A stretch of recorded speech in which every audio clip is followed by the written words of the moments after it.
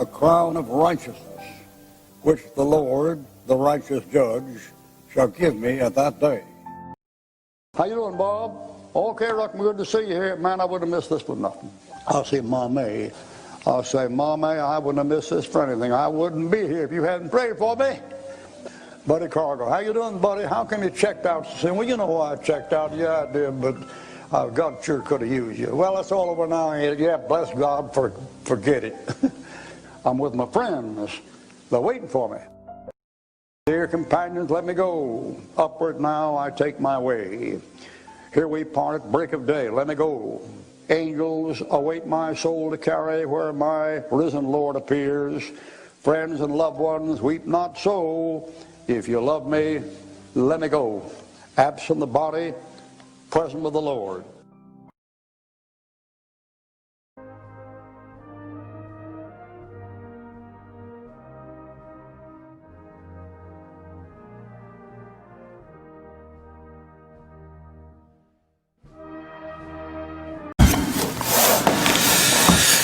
오늘 주일 하나님 말씀을 보시겠습니다. 하나님 말씀은 고린도후서 12장 1절로 6절 말씀입니다. 고린도후서 12장 1절로 6절 말씀입니다.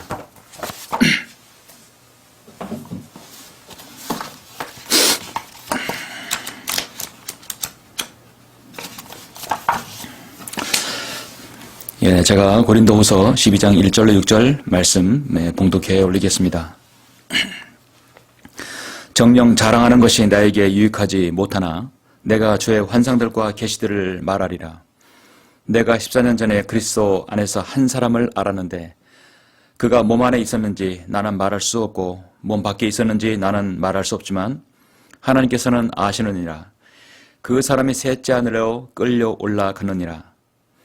내가 이런 사람을 아노라. 그는 몸 안에 있었는지 몸 밖에 있었는지 나는 말할 수 없지만 하나님께서는 아시느니라. 그가 낙원으로 끌려 올라가서 말로 다 설명할 수 없는 말을 들었는데 그것은 사람들에게 말하도록 허락되지 않은 것이로다. 내가 이런 사람에 관해서는 자랑하겠으나 나에 관해서는 약하다는 것 외에는 자랑하지 아니하리라. 내가 설령 자랑하려고 해도 어리석은 자가 되지 않으리니 이는 내가 진실을 말하기 때문이라. 그러나 나는 어떤 사람이 나를 보는 것과 나에 관하여 들은 것 이상으로 나를 생각하지 않을까 해서 삼가노라. 6절까지 말씀이었습니다. 오늘 이 말씀에 주님께서 기름 부으시도록 함께 기도하시고 말씀을 듣겠습니다. 우리를 구원하시고 우리에게 영생의 축복을 주신 위대하신 아버지 하나님 감사를 드립니다. 우리는 죄인이었다가 죽으면 영원히 지옥에서 고통당할 수밖에 없는 그런 존재들이었지만 주 예수 그리스도의 위대한 구속 사역을 통하여 구원받았습니다. 아버지 하나님께서 이 시간 제가 준비한 말씀, 이 고린도후서 12장 1절 6절의 말씀을 가지고 설교하라고 합니다. 사람들은 죽으면 모두 다 은연중에 천국에 간다고 하지만 사실은 그렇지 않습니다. 예수 그리스도의 보혈로 구원받은 사람만이 하늘나라 가는 것입니다. 오늘 저는 그러한 하늘나라의 모습이 어떤 모습인지를 설교하려고 합니다. 말씀에 기름 부어주시고 오늘 말씀을 통해 복음을 듣지 못한 사람이 복음을 듣고 또 확신 없는 사람들이 성도들이 확신을 가지는 귀한 계기가 될 수 있도록 인도하여 주시옵소서. 모든 것을 주님께 부탁드립니다. 주 예수 그리스도 이름으로 기도드렸습니다. 아멘. 오늘 말씀 제목은 성경이 말씀하시는 하늘나라 낙원 하늘나라 성경이 말씀하시는 하늘나라는 제목으로 설교하고자 합니다. 지난주 우연히 라디오에서 저는 대중가요 한 노래가 흘러나오는 것을 들었습니다. 한 대중가요가 흘러나왔는데 그 노래는 바로 제목이 테스 형이라는 노래였습니다. 여러분은 혹시 우리나라 가요 형제가 누구라 불리고 있습니까? 사람들은 나훈아라고 말합니다. 나훈아의 신곡 테스 형이라는 노래를 여러분 들어보신 적 있으세요? 참 요즘 시절에 잘 들어맞는 가사와 중독성이 있는 음일 때문인지 전 국민의 폭발적인 관심감에 최고의 인기 가요에 올랐다고 합니다. 나훈아는 지난 9월 30일 날 KBS 제2TV에서 2020 한가위 대기역 대한민국 어게인 나훈아에서 테스형이라는 노래를 처음으로 세상에 내놓았습니다. 호랑이 같은 남성다운 얼굴에 꾀꼬리 같은 목소리를 가진 나훈아는 저도 어릴 때부터 한국 가요를 대표하는 가수라는 건 알고 있었습니다. 그러나 저는 그가 어떤 노래를 불렀고 유명한 노래가 무엇인지 저는 모르고 있었습니다. 근데 이번에 테스형이라는 노래를 듣고 좀 각인이 되는 노래였습니다. 그는 최근에 타계한 고 이건희 삼성 회장의 생일 파티 초청을 거부한 사람으로 알려져 있을 정도로 자신이 소신이 뚜렷하기로 유명한 가수입니다. 당시 두세 곡 부르고 약 3천만 원 정도의 그 돈을 받을 수 있는 쉬운 돈벌이였지만 나훈아는 그 초청에 응하지 않고 다운히 거부했습니다. 나는 대중예술가다. 따라서 내 공연을 보려고 표를 산 대중 앞에서만 나는 공연을 하겠다. 내 노래를 듣고 싶으면 공연장 표를 끊어라 라고 말했다고 합니다. 참 대단한 배포이죠. 그런 그는 일본에서도 노래를 부를 때 독도는 우리 땅이라 불렀을 정도로 대범하고 소신이 있었습니다. 그런 그가 2500년 전에 살았던 고대 그리스의 철학자 소크라테스를 가사에서 불렀던 것입니다. 소크라테스에게 격식 없이 형이라는 말을 써서 그 덕분에 온 국민들도 그를 형이라고 부르면서 가사를 읊조립니다. 제가 잠시 테스형 가사를 소개하면서 분석을 좀 하겠습니다. 왜냐하면 제가 설교하는 주제가 바로 여기에 가사에 나오기 때문입니다. 나오는 노래합니다. 1절에서 어쩌다 한바탕 턱 빠지게 웃는다. 그리고는 아픔을 그 웃음에 묻는다. 그저 와준 오늘이 고맙기는 하여도 죽어도 오고 마는 또 내일이 두렵다.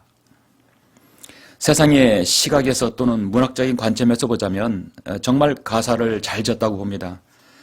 세상의 평가도 그렇습니다. 그는 진정한 예술가요. 진정한 대중예술가요. 음율 시인이라고 말하는 이유가 바로 여기에 있습니다. 그는 또 노래합니다. 아, 테스형.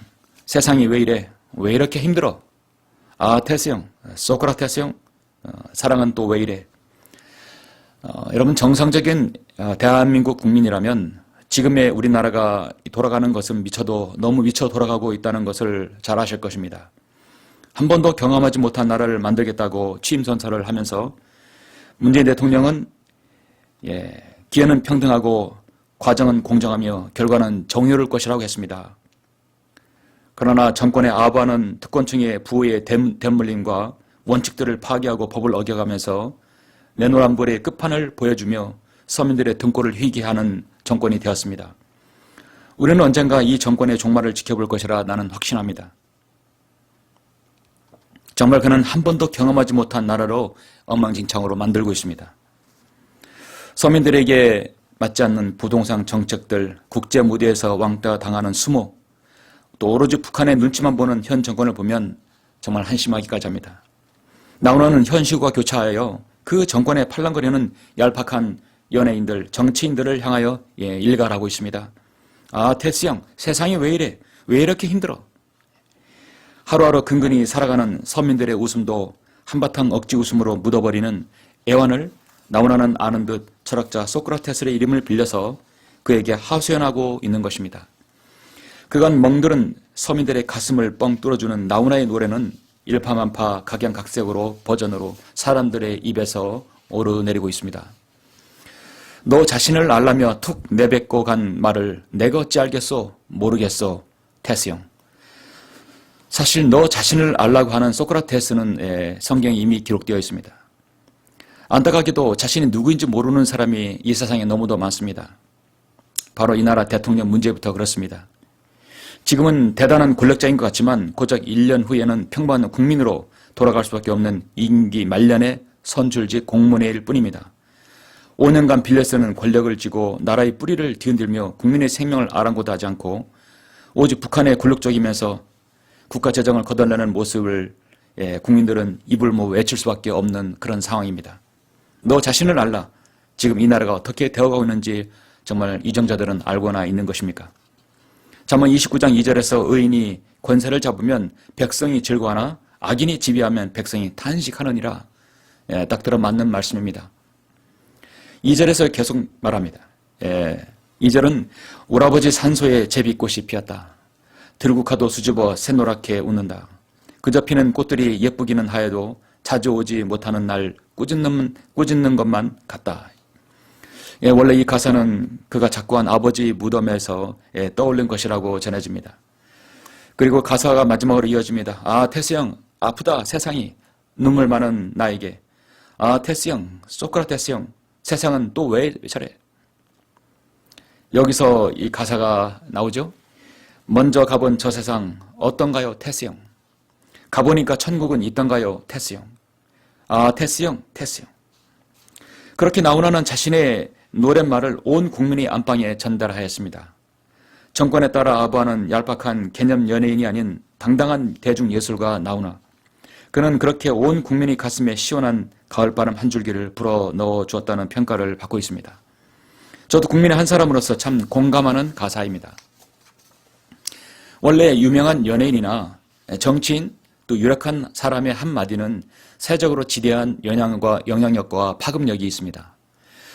좋은 영향을 끼치면 좋겠지만 무엇보다도 영혼을 말하고 하나님의 존재를 설교하고 예수 그리스도를 증거하는 설교자로서 볼 때 성경에 입에 드는 말들이 세상에 퍼지면 마치 그것이 진리인 양 인식되어 버리곤 합니다. 예. 저는 오늘 설교 말씀 제목을 성경이 말씀하시는 하늘나라라고 정했습니다. 이 설교를 하게 된 결정적인 것은 테스형의 가사의 마지막 그 가사 때문이었습니다. 먼저 가본 저 세상 어떤가요, 테스형? 가보니까 천국은 있던가요, 테스형? 아, 테스형, 테스형. 천국은 정말 있던가요, 테스형? 그것을 왜 테스형에게 물어보는가? 소크라테스는 그리스 철학자입니다. 하나님의 존재와 예수 그리스도의 삼위일체는 물론 성경에서 완전히 벗어난 인물입니다.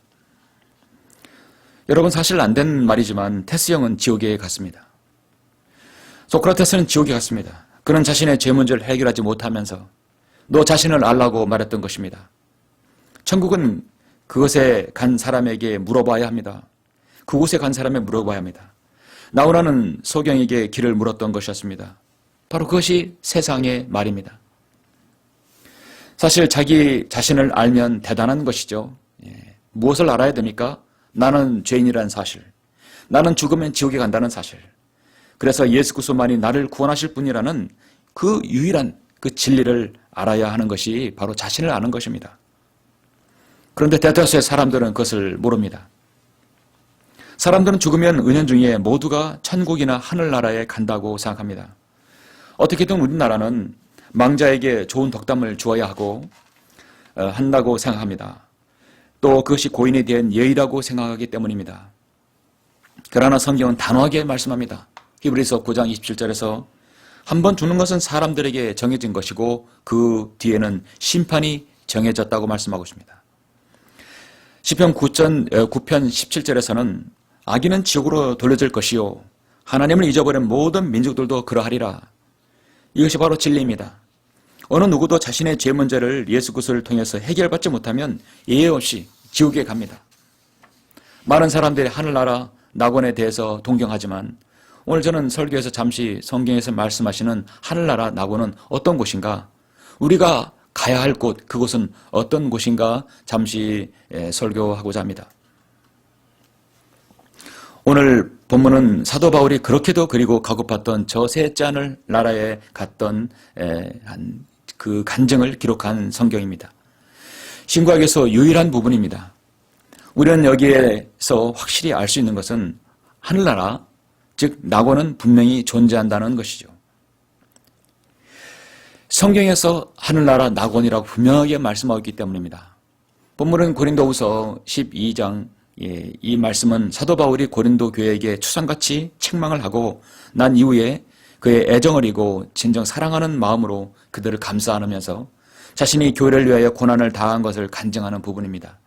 그가 가장 연약할 때 가장 강하다는 역설적인 표현으로 모든 그리스도인들에게 고난을 이겨내라는 귀한 감동과 도전을 주는 말씀입니다. 이때가 약 AD 59년 60년경이었습니다. 사도 바울은 지금 본문 이 12장에서 약 5년 전에 있었던 그 일을 회상하는 것입니다. 그 5년 전은 어디로 가냐면 사도행전 14장으로 가면 됩니다. 이 사도행전 14장에 보면 5년 전 일이 있습니다. 많은 부분이 있지만 특히 여러분 14장 19절 20절에 보면 이렇게 말씀하죠. 그때 안티옥과 이코니움에서 거기로 온 유대인들이 무리를 설득하여 바울을 돌로 치니 그가 죽은 줄로 알고 생각하고 성읍 밖으로 끌어내더라. 그러나 제자들이 그를 에워싸고 섰는데 그가 일어나서 성읍 안으로 들어가더라. 그리하여 그 다음 날 바나바와 함께 더베로 떠나니라 했습니다. 돌에 맞아 죽은 것입니다. 그런데 그가 일어나서 뚜벅뚜벅 걸어 나온 것이죠. 루스트라에서 돌에 맞고 사실상 죽었던 것이었습니다. 현대의학적으로는 정신을 잃었다고 할 수 있으나 성경대로 말씀드리면 그는 잠시 몸과 영혼이 분리되어서 저 하늘나라에 갔던 것입니다. 몸은 거기 있지만 영혼이 저 셋째 하늘에 갔던 것입니다. 그가 스테판이 돌에 맞아 순교할 때 혈기찬 유대인들을 찬동한 사람 중에 한 사람이 바로 사도 바울이었죠. 그가 루스트라에서 지금 돌에 맞고 그가 지금 쓰러졌습니다. 참 이것을 생각하면 많은 생각이 교차됩니다. 예수님 때문에 사람을 죽이려고 했던 그가 다시 예수 그리스도로 인하여 죽는다는 것. 여러분 이것이 이적이고 표적이고 기적이 아닙니까? 그렇다면 잠시 오늘 본문을 한번 보시겠습니다. 본문을 보시면 정녕 자랑하는 것이 나에게 유익하지 못하나 내가 주의 환상들과 계시들을 말하리라. 여러분 환상은 비전입니다. 환상은 꿈을 꾸다가 환상하고 무엇이 나타났나 그런 게 아닙니다. 환상은 비전이고 성경에 나오는 것들입니다. 나오는 진리가 바로 이 미래에 이루어질 일들이 환상인 것입니다. 계시도 하나님께서 보여주시는 것들이죠. 내가 14년 전에 그리스도 안에서 한 사람을 알았는데 그가 몸 안에 있었는지 나는 말할 수 없고 몸 밖에 있었는지 나는 말할 수 없지만 하나님께서는 아시느니라. 그 사람의 셋째 하늘로 끌려 올라갔느니라. 사도 바울은 돌에 맞고 사실 셋째 하늘로 올라갔던 것입니다. 잠깐 동안이라도 그는 죽었던 것입니다. 내가 이런 사람을 아노라. 그는 자신을 지금 3인칭으로 얘기하는 것이죠. 그가 몸 안에 있었는지 몸 밖에 있었는지 나는 말할 수 없지만 하나님께서는 아시느니라. 그가 낙원으로 끌려 올라가서 말로 다 설명할 수 없는 말을 들었는데 그것은 사람들에게 말하도록 허락되지 않는 것이로다. 그는 하늘나라에 올라가서 너무도 많은 광경들, 많은 것들을 들었을 것입니다. 또 들었다고 했습니다. 그런데 절대로 내려가서는 여기에 대해서는 함구하라 했습니다. 내가 이런 사람에 관해서는 자랑하겠으나 나에 관해서는 약하다는 것 외에는 자랑하지 아니하리라. 내가 설령 자랑하려고 해도 어리석은 자가 되지 않으리니 이는 내가 진실을 말하기 때문이라. 그러나 나는 어떤 사람이 나를 보는 것과 나에 관하여 들은 것 이상으로 나를 생각하지 않을까 해서 삼가노라 했습니다. 하나님께서는 너는 다시 내려가면 여기에 있는 모든 모습과 상황을 말해서는 안 된다는 것이죠. 그것은 내가 전달해야 할 사람이 따로 있다. 여러분 그게 누구일까요? 바로 사도 요한이었습니다. 그 사도 요한에게 허락된 것이죠. 하나님의 일꾼이라 해서 모두 다 여러분 각자 자신의 동일한 임무는 아닙니다. 하나님 일꾼에도 각자 전파해야 할 목이 달아 있는 것이죠.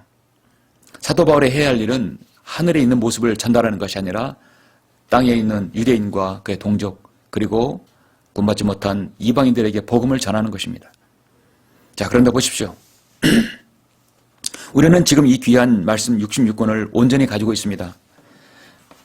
여러분이 이 하나님의 말씀 한김지성을 알기 때문에 여러분 하늘나라가 어떤 곳인지 여러분 정확하게 알 수 있는 것입니다. 낙원이 어떤 곳인지를 정확하게 우리가 말할 수 있고 설교할 수 있고 여러분 들을 수 있는 것입니다. 우리는 하나님의 사람들이 저 셋째 하늘의 상황들을 성경을 통해 기록된 것을 여러 곳에서 찾아볼 수 있습니다. 그래서 오늘 저는 그토록 주님을 사모하는 여러 성도들이 우리가 가야 할 저 셋째 하늘이 어떤 곳인지 한 번쯤 정리해 보아야 할 것이라고 저는 생각했습니다. 아, 테스 형. 먼저 가본 저 세상 어떤가요, 테스 형? 가보니까 천국은 있던가요, 테스 형? 소크라테스에게 물을 일이 아니죠. 저는 정말 묻고 싶습니다. 여러분은 설교를 듣기 전에 우리의 훌륭한 스승이신 피터 러크먼 목사님의 그 짧은 모습, 여러분 찬양을 들으면서 그 모습을 보며 회상했을 것입니다.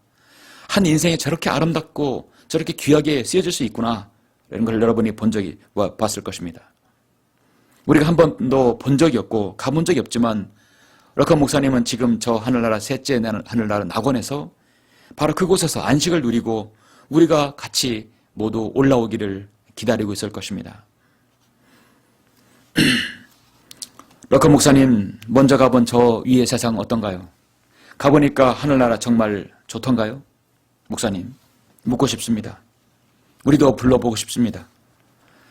우리는 잠시 우리가 가야 할 저 셋째 하늘나라 낙원은 어떤 곳인지 함께 제가 말씀을 통해 여러분에게 보여드리겠습니다. 성경이 말씀하시는 하늘나라 낙원은 첫 번째로 어떤 곳이냐? 하나님의 임재와 능력과 영광이 있는 곳입니다. 하나님의 임재가 있고 능력이 있고 영광이 있는 곳입니다. 우리 다 같이 데살로니가 후서 1장 6절로 10절을 잠깐 보시겠습니다. 데살로니가 1장 6절로 10절 보시겠습니다. 본독이 올립니다. 하나님께서 함께 하시는 의로운 일은 이것이니 너희에게 고통을 주는 자들에게는 환난으로 갚으시고 고통을 받는 너희에게는 우리와 함께 안식으로 갚아주시는 것이라. 주 예수께서 그의 능력의 천사들과 함께 하늘로부터 나타나실 때에 하나님을 알지 못하는 자들과 우리 주 예수 그리스도의 복음에 순종치 아니하는 자들을 불길 가운데서 발하시리니, 지옥에 보내신다는 것이죠. 복음에 순종하지 않으면 지옥에 간다는 겁니다. 이런 자들은 지옥의 반대가 어떤 것이냐? 주의 임재와 그의 능력의 영광으로부터 떠나 영원한 멸망의 형벌을 받게 될 것이라. 그러므로 저 셋째 하늘은 지옥과 반대로 주의 임재가 있고 하나님의 영광이 있는 곳이다인 겁니다. 능력과 영광이 있는 곳입니다. 그날에 주께서 오시면 그의 성도들에게서 영광을 받으시고 또 믿는 모든 사람들에게서 기이 여김을 받으시리라. 이는 우리의 증거가 너희 가운데 믿어졌기 때문이라 말씀하고 있습니다. 그렇습니다. 하나님을 거절하고 복음에 순종하지 않는 자는 지금 우리가 본 이 데살로니가후서 1장의 말씀대로 될 것입니다. 이것은 정말 끔찍한 영원한 저주입니다. 여러분, 복음이 얼마나 귀합니까? 여기 말씀처럼 하나님의 임재가 떠난 곳은 바로 지옥입니다. 우리 주님께서는 우리를 위하여 구속 사역을 이루셨습니다. 지옥에까지 가셔서 그곳에 빗장을 걸어 잠그시고 후액 성도들을 데리고 지금의 셋째 하늘로 올라가셨습니다. 이 사실을 에베소서 4장 9절에서 분명히 말씀합니다. 따라서 그가 올라가셨다는 것은 그가 땅의 더 낮은 부분들로 먼저 내려가셨다는 것이 아니고 무엇이냐 했습니다. 우리나라 한국에 교회 다니는 수많은 성도들, 아직도 구원받지 못하고 교회만 다니는 교인들은 정말 모르는 것이 있는데, 그것은 성경에 말씀하시는 하늘나라, 또 천국, 그리고 하나님 나라를 잘 구별하지 못하는 것입니다. 사실 한국의 유수의 신학대학 박사들도 모르는 경우가 허다합니다. 하늘나라, 천국, 하나님 나라를 구별할 수 없어요. 왜냐하면 바른 성경이 그들에게 없기 때문입니다. 여러분의 바른 말씀을 통해서 사복음서에서는 천국과 하나님 나라를 분명히 구분해 넣었다는 사실을 여러분 보실 것입니다. 사도 바울 서신서에서는 하늘나라 낙원이라고 분명하게 구분을 지어놨습니다. 여러분 누구에게 자신 있게 천국과 하나님 나라와 하늘나라의 구별을 말씀하실 수 있겠습니까? 마태복음 4장 17절에서 회개하라 천국이 가까이 왔느니라 말씀하고 있습니다. 그러나 마가복음 1장 15절에서는 그때가 찼고 하나님의 나라가 가까이 왔도다. 너희는 회개하고 복음을 믿으라 했습니다. 이것은 영어 표현도 달라요. 또 킹덤 오브 헤븐은 천국이고 하나님 나라는 킹덤 오브 갓입니다. 동일하다면 왜 영어 단어도 다르게 하고 번역도 다르게 했을까요? 분명히 다른 것입니다. 잠깐 설명드리자면 천국은 성경 전체를 통틀어서 이 천국이란 단어는 마태복음에서만 나오는 단어입니다. 이 용어는 우리가 알고 있는 것처럼 그리스도인이 죽어서 가는 주님이 계신 바로 낙원을 말하는 것이 아닙니다. 많은 사람들이 단지 관념적으로 천국을 피상적인 나라로 생각하지만 마태복음에서 제시하고 있는 천국은 그러한 모습이 아닙니다. 이 천국은 구약 전체를 통해서 예언된 왕이 직접 다스리는 바로 주님께서 다스리는 실제적인 지상의 왕국입니다. 천국은 마태복음의 주자가 되는 나라로서 눈에 보이는 정치적인 나라이며 몸을 입고 들어가는 나라입니다. 이 왕국은 먼저 유대인에게 주어졌습니다. 그들이 이 나라에 들어가는 조건은 거듭남과 관계없이 예수 그리스도를 자신의 메시아로 받아들이기만 하면 되는 것이었습니다. 그런데 아시다시피 여러분, 유대인들은 자신의 메시아이신 예수 그리스도를 받아들이지 않고 십자가에 못 박으라고 로마에게 넘겨줬습니다. 그래서 주님의 초림의 그 예언을 모두 성취하지는 않았습니다. 이제 주님께서 재림하시면 그 모든 구약의 예언들이 나머지가 다 성취되고 진정한 천국이 올 것입니다. 그래서 천국은 잠시 교회 시대에 연기된 것뿐입니다. 참 귀한 진리의 말씀입니다. 두 번째, 하나님의 나라는 천국의 눈에 보이며 정치적이고 물질적인 이 땅에 속한 왕국으로 실질적인 왕이 다스리는 나라라면 하나님 나라는 한마디로 눈에 보이지 않는, 이 땅에 속하지 않는 영적인 나라입니다. 하나님께서 왕이 되어 실제적으로 몸을 입고 다스리지는 않습니다. 이 나라에 대한 정의는 로마서 14장 17절에서 나옵니다. 하나님의 나라는 먹고 마시는 것이 아니라 다만 성령 안에서 의와 화평과 기쁨이라고 사도 바울 말합니다. 영적인 나라이죠. 이 영적인 왕국은 유대인에게만 주어진 것이 아니라 예수님을 구세주로 믿는 모든 이 땅의 모든 사람들에게 동일하게 주어지는 나라입니다. 그래서 저와 여러분은 대한민국에 속한 국민이지만 우리는 영적인 나라, 하나님의 나라에 속한 백성입니다. 이 나라에 들어가는 것은 요한복음 3장에서 나오는 것처럼 모두 거듭나야 합니다. 우리가 지금 이 세상에 살고 있으나 이 세상의 나라에 속하지 않고 또 하나의 나라, 바로 하나님의 나라에 속한 성도들인 것이죠. 그렇다면 하늘나라는 무엇인가? 이건 낙원, 파라다이스와 동일합니다. 그리스도인이 영적으로 들어가는 나라와 성도들이 죽어서 가는 곳이 바로 하늘나라인 것입니다. 사실은 다른 것은 뭐냐면 하나님 나라는 살아있을 때 들어간 나라죠. 그러나 이 하늘나라 낙원은 그리스도인이 잠들어 한마디로 죽은 다음에서 셋째 나라로 올라가는 것입니다. 이 나라도 하나님의 나라와 마찬가지로 거듭나야 갈 수 있죠. 그러나 하나님의 나라와 다른 것은 하늘나라는 우리가 지금 살고 있는 동안에 영적으로 속한 것이고 하늘나라는 우리가 잠이 들고 죽으면 하늘나라 가는 것입니다. 저 셋째 나라는 하나님께서 보좌에 앉아 좌정하고 계십니다. 사도 바울은 오늘 본문에서 낙원이라고 말씀하고 있습니다. 고린도후서 12장 4절에서 말씀하죠. 대부분의 사람들이 예수 믿고 천국 가세요라고 하는 그 나라입니다. 그러나 우리는 이렇게 말해서는 안 되는 것입니다. 우리는 예수 그리스도를 믿고 하늘나라 가십시오라고 정확히 얘기를 해야 되죠. 그래서 디모데후서 4장 18절에서 사도 바울은 그것을 하늘나라라고 분명하게 제시하고 있습니다. 그래서 여러분 복음을 전할 때 예수님 믿고 천국 가세요 하지 마시고 예수님 믿고 하늘나라 낙원에 가십시오. 그는 예수 그리스도를 믿고 죽었다면 천국에 가신 것이 아니라 하늘나라 가셨다고 해야 정확히 성경적으로 맞는 것입니다. 우리가 앞으로 가게 될 저 셋째 나라에 대해서 가장 눈에 선하게 기록될 사람은 역시 요한계시록의 기록자인 사도 요한입니다. 정말 정확하게 기록하였습니다. 잠시 성경을 여러분 찾아보시면 요한계시록 여러분 잠깐 4장을 보시겠습니다. 4장은 모든 그리스도인이 휴거된 다음에 바로 올라갔을 때 천상의 첫 번째 광경이죠. 그래서 4장부터는 이제 이후에 교회가 이제 없는 것이죠. 3장까지가 교회가 있고요. 그래서 4장은 온전히 하늘나라에 올라갔을 때 그 광경을 말합니다. 성경 전체에서 요한계시록 4장 이 한 장이 저 셋째 낙원에 대한 가장 명확한 부분입니다. 4장 1절에 보니까 2일 후에 내가 쳐다보니 보라 하늘에 한 문이 열려 있는데 문이 열려있다는 것은 무엇인가? 올라가고 내려온다는 것이죠. 문이 열려있다는 것은 바로 모든 그리스도인이 휴거되는 것이에요. 내가 들은 첫 음성은 나팔 소리 같았으며 내게 말하 이르기를 이리 올라오라. 이제 우리가 이 말을 들으면 올라가는 것입니다. 내가 이후에 마땅히 일어나야 할 일들을 내게 보여주리라 하더라. 또 내가 즉시 영 안에 있게 되었는데 보라 하늘에 한 보좌가 놓여 있고 한 분이 그 보좌에 앉으셨는데 앉으신 분의 용모가 벽옥과 홍보석 같으며 그 보좌를 두른 무지개는 에메랄드 같이 보이더라. 또 그 보좌 주위에는 24 좌석이 있는데 내가 본 그 좌석들에는 흰 옷을 입은 24 장로가 앉아 있고 그들은 금으로 만든 면류관을 그 머리에 썼더라.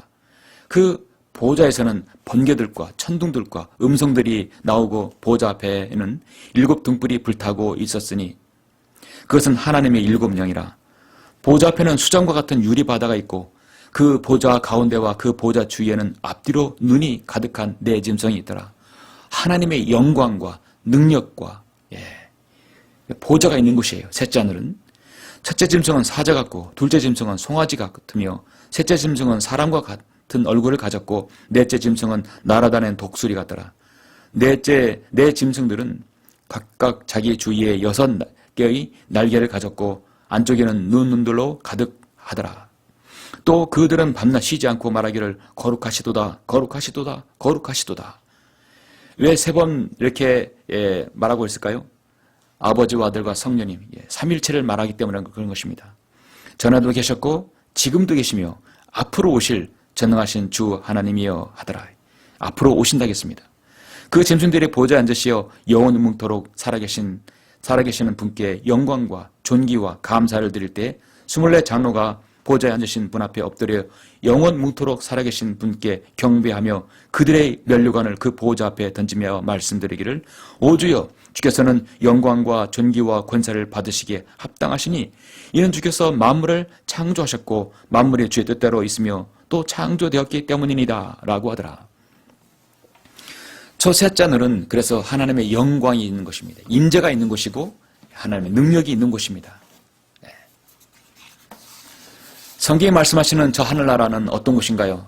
두 번째는 밤도 눈물도 죽음도 저주도 없는 곳입니다. 좀 더 가서 여러분 우리 요한계시록 21장 1절로 4절 보시겠습니다. 역시 요한계시록을 봐야 셋째 하늘이 어떤 곳인가를 알 수 있죠. 요한계시록 21장 1절로 4절 먼저 보시면 또 내가 새 하늘과 새 땅을 보니 처음 하늘과 처음 땅은 사라지고 바다도 더 이상 있지 아니하더라. 나 요한은 거룩한 도성 새 예루살렘이 하나님께로부터 하늘에서 내려오는 것을 보았는데 마치 신부가 자기 남편을 위하여 단장한 것 같이 예비되었더라. 또 내가 들으니 하늘에서 큰 음성이 나서 말하기를 보라 하나님의 성막이 사람들과 함께 있어 그분께서 그들과 함께 거하시리니 그들은 그분의 백성이 되고 하나님께서는 친히 그들과 함께 계셔서 그들의 하나님이 되시리라. 하나님께서 그들의 눈에서 모든 눈물을 닦아 내시며 다시는 사망이나 눈물, 슬픔이나 울부짖음이 없고 고통 또한 없으리니 이런 이전 것들은 다 사라져 버렸음이라고 하더라. 고통이나 사망이나 슬픔이나 울부짖음이 없다고 말씀하고 있습니다. 바로 저 셋째 하늘이 그렇습니다. 한 장 넘기셔서 계시록 22장 1절로 5절 보시면 또 그가 나에게 하나님과 어린 양의 보좌에서 흘러나오는 수정처럼 맑은 생명수의 정결한 강을 보여주더라. 그 도성의 거리 한가운데와 그 강의 양편에는 생명나무가 있어 12가지 과실을 맺으며 달마다 과실을 내더라. 그리고 그 나무의 잎사귀들은 민족들을 치유하기 위한 것이더라. 다시는 저주가 없고 하나님과 어린 양의 보좌가 그 안에 있을 것이며 그의 종들이 그를 섬기리니 그들은 그의 얼굴을 볼 것이며 그의 이름이 그들의 이마 위에 있으리라. 거기에는 밤이 없겠고 그들에겐 촛불도 햇빛도 필요하지 아니하리니 이는 주 하나님께서 그들을 비추시기 때문이라. 그들이 영원 문토록 통치하리라. 아멘. 여러분 우리가 가야 할 저 셋째 하늘은 밤도 눈물도 죽음도 저주도 없는 곳입니다. 이 세상은 어둠이 있고 눈물도 있고 죽음이 있고 저주가 있습니다. 그러나 저 셋째 하늘은 그렇지 않습니다. 주님께서는 바로 우리에게 밤도 눈물도 죽음도 저주가 없는 곳으로 인도하시기 위해서 이 땅에 오셔서 공생의 33년 동안에 주님의 사역은 어떻습니까? 히브리서 5장 7절에 보면 그는 육체로 계시는 날 동안 자기를 사망해서 구원하실 수 있는 분께 심한 통곡과 눈물로 기도와 간구를 드렸고 하나님께서는 그의 두려워하심으로 인하여 들으셨느니라 말씀하고 있습니다. 사도 바울의 사역은 또 어떻습니까? 사도행전 20장에 보면 그러므로 깨어있으라 내가 3년 동안 밤낮으로 각 사람에게 쉬지 않고 눈물로 훈계하던 일을 기억하라 했습니다. 그리고 고린도후서 2장에서도 나는 마음의 큰 환난과 고통 속에서 많은 눈물로 너에게 편지를 썼다고 말하고 있습니다. 이는 너희로 하여금 슬프게 하려는 것이 아니요 오히려 내가 너희에 대한 사랑을 보다 풍성히 가졌음을 너희로 알게 하려는 것이라 말씀하고 있습니다. 여러분 이 땅에 있는 동안에 세상살이를 살면서 눈물을 흘리지 않은 사람이 어디 있겠습니까? 세상의 눈물은 참 여러 가지가 있습니다. 인생의 삶의 고통과 회한의 눈물은 참으로 힘들죠. 원망과 증오와 다짐의 눈물도 있습니다. 자신의 지난날의 모든 죄들을 참여하며 주님 앞에서 말씀대로 살려고 다짐하는 회심의 눈물도 있습니다. 주님의 피로 거듭난 이후에 주님의 말씀대로 살면서 고난과 박해를 받으며 그럴지라도 눈물로 주님께 간구하며 죄인들을 위해 흘리는 그 고귀한 눈물도 있습니다. 주님께서는 그러한 눈물까지도 저 새하늘에 올라가면 다 닦아주실 것이라고 말씀하고 있습니다. 주님은 우리가 올라갔을 때 얘야 울지 말거라. 이제는 울지 않아도 된다. 여기에서는 온통 기쁨과 즐거움과 참 평안이 있으며 안식만 있는 곳이다. 사람들은 대개 인종하면 죽기 직전에 3가지 후회를 한다고 합니다. 자신의 전 생애를 주막하나처럼 돌아보며 많은 것들을 회상하게 하겠죠. 사람은 좀 더 내가 베풀며 살았으려면 내가 좀 더 베풀고 살면 좋았을 텐데 내가 내 욕심만 채우며 살았다는 그런 후회가 있다고 합니다. 두 번째, 좀 더 잘 참고 인내하며 살지 못한 후회가 있다고 합니다. 세 번째로는 좀 더 나누며 더불어 행복한 삶을 살지 못한 것에 대해 후회를 가지고 있다고 합니다. 이것이 사람들의 일반적인 후회입니다. 그 누구도 더 많은 재물을 쌓아야 하는데 더 많은 권력과 명예를 가지고 내가 죽었어야 하는데 정말 그런 사람이 있을까요? 아마도 공산주의 독재자들은 그렇게 생각하면서 그렇게 회한에 잠기며 죽었을지도 모릅니다. 정말 대다수의 사람들은 예수 그리스도 없이 죽습니다. 내가 왜 예수님을 알지 못했을까? 그런 후회가 없는 것이죠. 그러니 죽기 직전이라도 예수 그리스도의 복음을 듣고 죽어야 되는 것입니다. 정말 우리가 올라갈 때 후회할 일은 무엇입니까? 좀 더 많은 혼들을 주님께로 이겨왔어야 하는데 좀 더 주님의 일을 했어야 하는데 영화 신들러 리스트에서 신들러는 마지막에 자신이 끼던 그 반지를 보면서 이 반지면 한 명이 유대인이라도 더 구했을 텐데 라고 회한에 잠기는 모습이 저는 기억납니다. 우리도 그러한 모습이 되어야 하지 않을까요? 한 사람이라도 또 주님의 일을 좀 더 해서 올라갔어야 되는데 여러분 기회가 있습니다. 성경이 말씀하시는 하늘나라 나고는 어떤 장소인가요? 세 번째로 영원으로 이어지는 장소입니다. 잠시 이사야 65장 17절에서 25절 보실까요?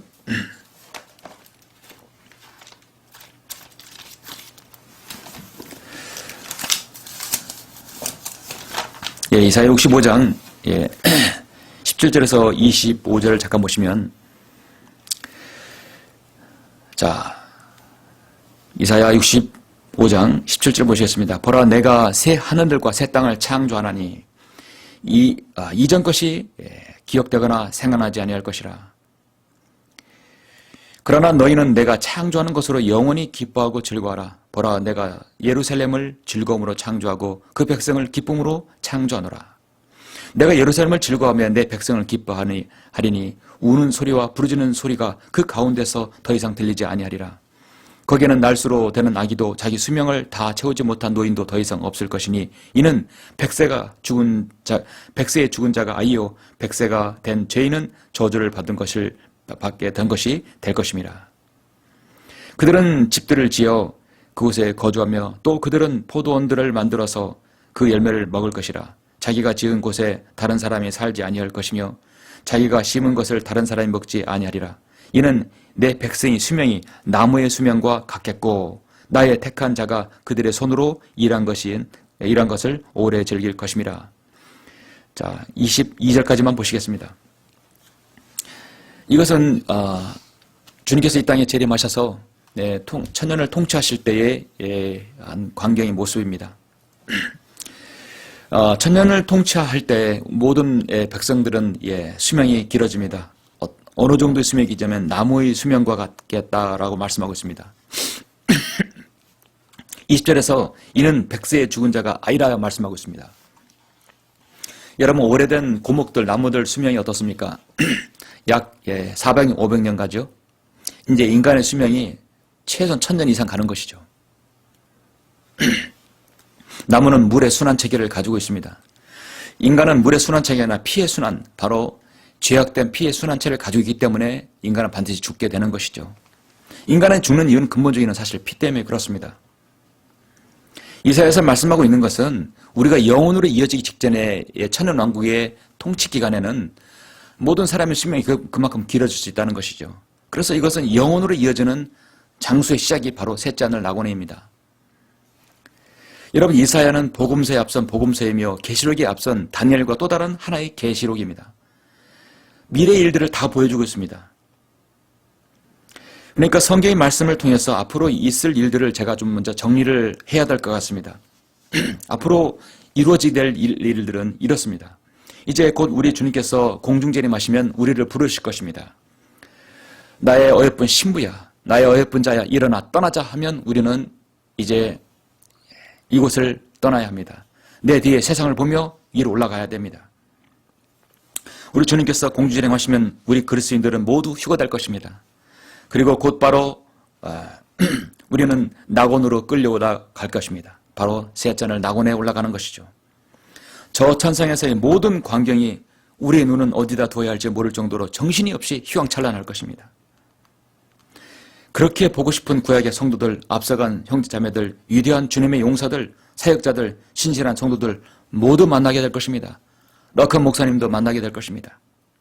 여러분의 사랑하는 부모님, 자녀들, 우리 모두 그곳에 다 만나는 것입니다.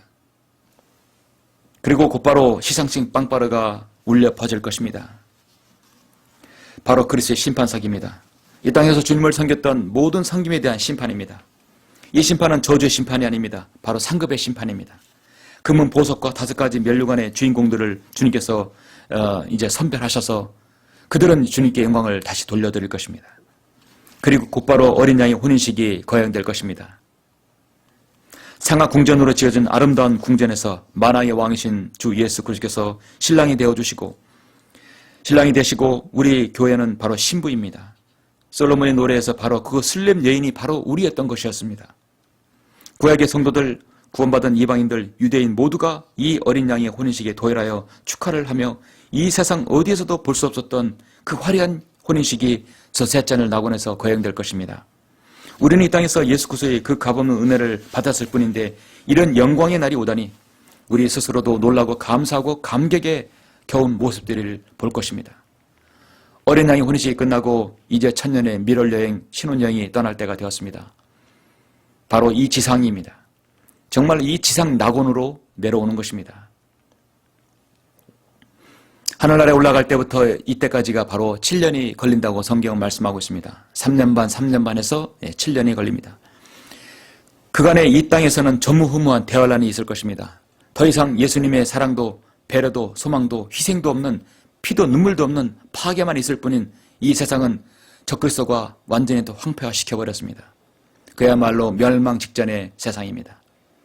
주님께서는 흰말을 타시고 우리는 그의 뒤를 따라 저 셋째 하늘 낙원에서 내려올 것입니다. 적그리스도는 이제 주님과 마지막 결전을 하려 그 이름도 유명한 아마겟돈으로 유엔 군대와 집결할 것입니다.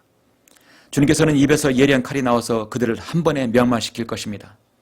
그리고 민족들을 심판하고 남아있는 유대인들은 14만 4천 명은 그때서야 주 예수 그리스도를 자신의 메시아로 받아들일 것입니다.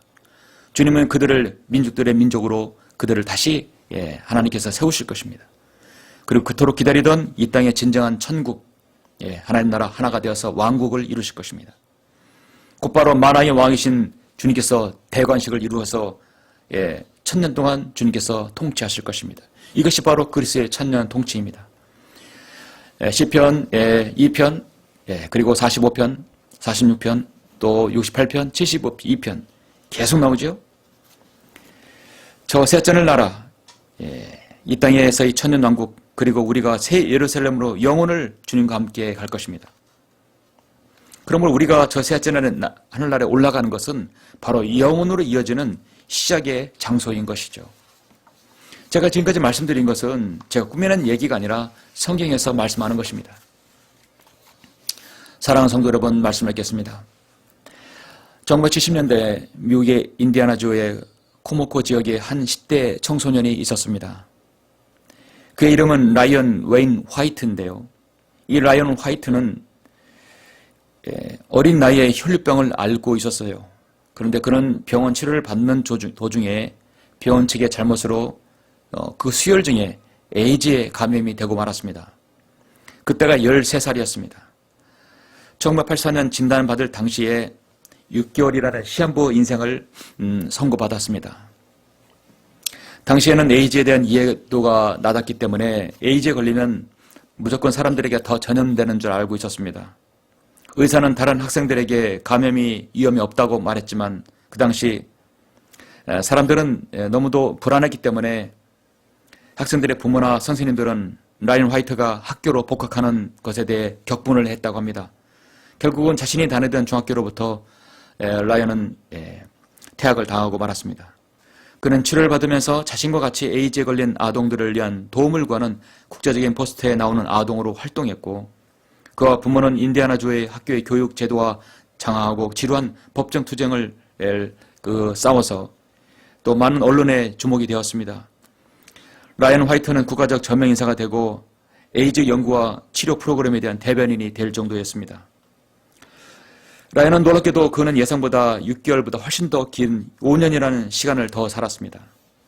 그는 고등학교 졸업에 한 달 앞둔 1990년 4월에 생을 마감하였습니다. 이 라이언이 죽기 직전에 아버지와 마지막으로 나눈 대화 내용이 크리스찬 한 잡지에 실려 있었습니다. 아버지와 아들의 대화 내용입니다. 아버지가 라이언에게 말합니다. 아들아, 미안하다. 이제는 내게 아무것도 해줄 것이 없구나. 이 아빠가 더 이상 어떤 선물도 줄 수 없음을 용서해다오. 라이언은 마지막 숨을 거두기 전에 아빠에게 말합니다. 아빠, 전 지금까지 많은 선물을 받았지만 아무도 아빠같이 선물을 준 사람이 없어요. 아빠는 저에게 죽어서도 저 하늘나라에 갈 수 있는 티켓을 선물로 주지 않았습니까? 바로 예수님을 저에게 소개해 줬잖아요. 아빠 때문에 내가 예수님을 믿고 영생을 선물로 받았습니다. 저는 지금 죽지만 저 하늘나라 가서 영원히 살 것입니다. 거기서 만나요. 이보다 더 위대한 선물은 없을 거예요. 그리고 눈을 감았습니다. 여러분 인생에서 가장 큰 선물은 무엇이라고 생각하십니까? 우리 인생에서 가장 소중한 선물은, 가장 중요한 선물은 인생에서 예수님을 만나는 것입니다. 예수님을 믿는 것입니다. 구원을 받는 것입니다. 예수님이 길이요 진리요 생명이라는 사실을 아는 것이죠. 이것이 진정으로 나를 아는 것입니다. 여러분 자신의 정말 구원받았다고 한다면, 여러분의 부모가 신실한 크리스천이라면 여러분 어린 나이에 구원받았을 것입니다. 정말 부모님에게 감사드려야 할 것입니다. 나이가 들어서 자신의 자녀를 통해서 예수님을 알게 되어 구원받은 경우도 있겠죠. 정말 자신의 자녀에게 감사를 해야 할 것입니다.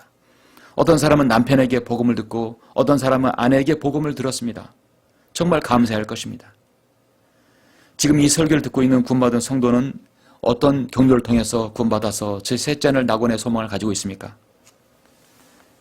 그것이 얼마나 소중한 것인지는 여러분이 저 하늘나라에 올라가면 여러분이 아시게 될 것입니다. 오늘 우리는 방금 전한 말씀을 통해서 하늘의 소망을 가지고 그날을 사모하며 주님의 다시 오심을 기다려야 할 것입니다. 누가복음 23장에 보면 주님께서 십자가에 못 박히실 때 오른쪽에 왼쪽에 강도가 있었죠. 한 강도는 주여 주께서 주의 왕국에 임하실 때 나를 기억하소서라고 했습니다. 한 죄인은 구원받은 것이고 한 죄인은 지옥에 간 것입니다. 진실로 내가 너에게 말하노니 오늘 내가 나와 함께 낙원에 있으리라 하시오. 예수님께서 십자가에 달리실 때 한 강도는 지금도 세 잔을 낙원에 있을 것입니다. 마태복음 10장 28절에서 또 너희는 몸은 죽여도 혼은 죽일 수 없는 자들을 두려워하지 말고 오히려 혼과 몸을 모두 지옥에서 멸할 수 있는 그분을 두려워하라 말씀하고 있습니다. 모든 사람은 낙원 아니면 지옥에 떨어집니다. 중간지대는 없습니다. 우리가 이 땅에 사는 동안 주님을 두려워하고 드높이며 구원에 대하여 감사하고 저 하늘에 소망을 두며 주 예수 그리스도의 복음에 동참하는 것이 가장 가치 있는 삶일 것입니다. 그렇게 주님을 섬기시길 간절히 바랍니다. 우리 잠시 눈을 감으시고 오늘 말씀에 대해 잠깐 묵상하는 시간을 갖겠습니다. 간혹 누군가는 이렇게 질문을 합니다. 기독교는 영혼을 위한 종교가 아닙니까? 왜 육체의 부활을 강조하나요?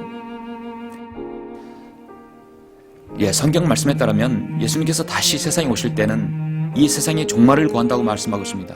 그때가 되면 모든 인간은 생명의 부활이든 저주의 부활이든 자신의 몸을 다시 잊게 된다고 분명하게 말씀하고 있죠. 요한복음 5장 29절에서 선을 행한 자는 생명의 부활로 악을 행한 자는 저주의 부활로 나오리라고 분명하게 말씀합니다. 주님께서 곧 우리를 부르시면 그때 우리는 정말 새로운 몸을 잊게 됩니다. 몸을 떠난 영혼이 저 하늘나라 낙원에 지낸다면 우리가 부활의 신앙을 갖게 되는 것에 아무런 의미가 없게 됩니다. 저 하늘나라는 실제로 만질 수 있고 느낄 수 있고 볼 수 있는 장소입니다. 그래서 우리 몸이 필요한 것입니다. 우리가 체험할 수 있는 장소이기 때문입니다. 그래서 우리 몸 반드시 우리는 죽어도 부활할 것이며 살아있으면 주님 같은 몸을 입고 올라갈 것입니다. 자신의 죄 문제를 해결하지 못한 사람은 이 땅의 중심인 바로 불과 양이 터는 지옥에서 고통당할 수밖에 없습니다. 그렇기 때문에 우리는 우리의 육체를 입어야 하는 것이며 우리의 육신은 새로운 몸을 입어야 합니다. 부활의 첫 열매인 예수 그리스도께서 이 부활을 따라 우리 몸이 다시 부활할 것임을 성경 분명히 말씀하고 있습니다. 먼저 간 성도들을 이야기합니다. 그러나 우리는 또 주님 같은 몸을 변모될 수 있어요.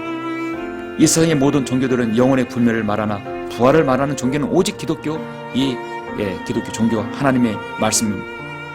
죽음 저편의 세계는 아무도 경험하지 못했으므로 사람으로서는 뭐라고 얘기할 수 없습니다. 그러나 우리는 이 하나님의 말씀을 통해서 우리가 죽음 이후에 어떤 세계가 있는지 바로 알 수 있는 것입니다. 아직 나는 죽으면 저 셋째 하늘나라 낙원에 갈 확신이 없고 자신이 없는 분 계십니까? 이 시간 제가 여러분을 위해 초청해 드립니다. 자신이 먼저 죄인임을 시인하시고 주 예수 그리스도께서 나를 위해 갈보리 십자가에서 보혈을 흘려 죽으시고 부활하신 사실을 지금 마음에 믿고 영접하시면 구원 받을 수 있는 것입니다. 그렇게 하기를 원하십니까? 혹시 이 설교를 듣고 여러분 구원 받을 수 있는 분이 있습니다. 아직까지 내 마음에 확신이 없거나 아직까지 내가 구원받지 못했다면 여러분 자신을 알아야 합니다. 나는 죄인이며 죽을 수밖에 없고 지옥에 갈 수밖에 없다는 사실을 알고 예수 그리스도를 내 마음의 구주로 영접해야 합니다. 제가 그런 분을 위해서 초청해 드립니다. 제가 기도합니다. 로마서 10장 9절 말씀에 의거해서 여러분의 마음속에 예수님을 받아들이십시오. 이렇게 기도하십시오. 사랑의 하나님, 저는 죄인입니다. 저는 죽으면 지옥에 갈 수밖에 없지만 주 예수 그리스도께서 저의 죄를 용서하시기 위해 십자가에서 보혈을 흘려 죽으시고 부활하신 사실을 오늘 알았습니다. 이제 저는 예수 그리스도를 저의 구주로 믿고 받아들입니다. 제 안에 들어오셔서 저를 구원해 주십시오. 저를 구원해 주셔서 감사합니다. 이제부터는 하나님의 말씀대로 살기를 원합니다. 제 생애를 인도해 주십시오. 주 예수 그리스도 이름으로 기도드립니다. 아멘. 그대로 여러분 믿고 따라하셨다면 구원받습니다. 제가 마친 기도로 설교 마치겠습니다. 거룩하시고 존귀하신 아버지 하나님 감사드립니다. 부족한 종 오늘 저는 고린도후서 12장의 본문을 가지고 우리가 앞으로 올라갈 우리가 가 있을 저 세자전을 낙원을 대해서 설교했습니다. 저 세찬을 낙원이 우리에게 얼마나 귀하고 소중한 곳입니까? 예수 그리스도를 믿고 구원받은 곳이 구원받은 성도가 가는 곳입니다.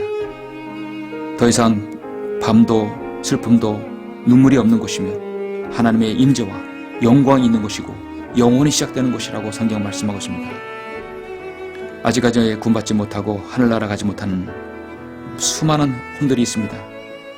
우리가 이 땅에 있는 것이 무엇입니까? 한 사람에도 복음을 전하고 그들에게 이 사실을 알리는 것입니다. 오늘 이 말씀을 듣는 모든 성도들이 그런 복음 전도자가 될 수 있도록 인도해 주시고 저 하늘나라 전도자가 될 수 있도록 인도하여 주시옵소서. 주 예수 그리스도 이름으로 기도드렸습니다. 아멘.